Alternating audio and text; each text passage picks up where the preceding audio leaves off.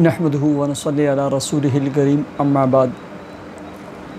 Happy life channel کے معزز سامعین و ناظرین اور امت محمدیہ کی مقدس ماؤں بہنوں اور بیٹیوں، السلام علیکم ورحمۃ اللہ وبرکاتہ۔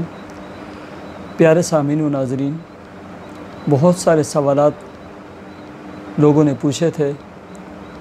اور بعض ان میں سے ایسے بھی ہیں جو اگرچہ شرم اور حیا کے خلاف ہیں، لیکن چونکہ سوال ہیں ان کے جوابات تو دینے پڑیں گے، کیونکہ بہت سارے مسائل ایسے ہوتے ہیں کہ جو شرم کے مارے یا تو لوگ پوچھتے نہیں ہیں،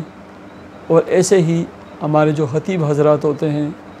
جمعے والے دن سیاسی گفتگو اور سیاسی تقریریں تو 2 گھنٹے کر لیتے ہیں، یا وہ مسائل جن کے پوچھنے کے بارے میں لوگ تھوڑا حیا کرتے ہیں، تو ایسے مسائل لوگوں کو سکھائیں، بتلائیں، تاکہ ان کا غسل، ان کی نمازیں، ان کے تمام اعمال جو ہے نا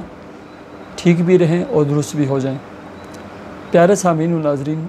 سوال یہ تھا کہ ایک شخص نے کسی عورت کے ساتھ زنا کیا، پھر یہی آدمی یعنی زانی جو ہے، جس عورت کے ساتھ زنا کیا ہے اس کی بیٹی کے ساتھ نکاح کر سکتے ہے یا نہیں کر سکتا؟ ایک خاتون نے لکھا تھا، پیارے سامعین و ناظرین، زانی یعنی زید اور مزنیہ جس عورت کے ساتھ اس نے زنا کیا ہے ہندہ، زنا کی وجہ سے زانی اور مزنیہ کے درمیان حرمت مصاہرت یہ ثابت ہو جاتی ہے۔ زانی یعنی زید کے تمام اصول اور فروع، اصول یعنی اس کا باپ، باپ کا باپ، اور فروع اس کے بیٹے، بیٹے کے بیٹے، اور ایسی مزنیہ جو عورت مثلا جس کے ساتھ اس نے مثلا ہندہ کے ساتھ زنا کیا ہے، ایسے اس کے تمام اصول اور فروع، اس کی ماں، اس کی ماں کی ماں، نانی، نانی پر نانی، آگے اس کی بیٹی، پوتی،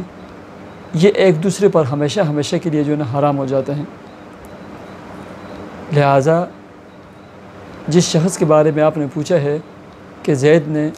ہندہ کے ساتھ زنا کیا، اب ہندہ کی بیٹی کے ساتھ نکاح کرنا چاہتا ہے، زید کے لیے ہندہ کی بیٹی کے ساتھ نکاح کرنا جائز نہیں ہے، اور ایسے ہی اس کی ماں کے ساتھ بھی یہ نکاح نہیں کر سکتا۔ لہٰذا زید کو چاہیے کہ وہ نکاح کے لیے کوئی اور رشتہ تلاش کرے، اور ہندہ کو بھی چاہیے کہ وہ اپنی بیٹی کا نکاح کہیں اور کروا دے۔ باقی زنا گناہ کبیرہ میں سے ہے، اللہ کے سامنے گڑ گڑا کر توبہ اور استغفار کریں، اور توبہ اور استغفار کی اشد ضرورت ہے، اور آئندہ اس قسم کے گناہ کے قریب بھی نہ جائیں۔